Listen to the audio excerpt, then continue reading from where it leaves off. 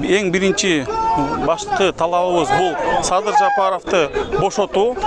Себеби мынакей өзүңүздөр билгендей бардык Атамбаевдин доорунда саясий туткундар, камалгандардын баарына мунапыс колдонулду.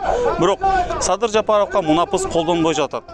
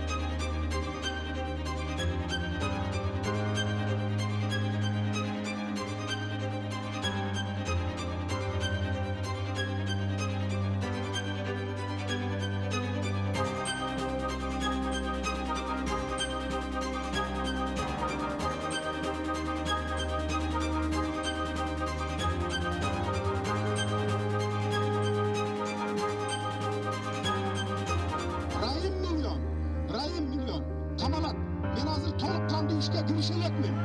Girişkenden değil kanalar. Ölçümde para talap kılуу фактісinin негізінде сотқа чейинки териштирүү башталган.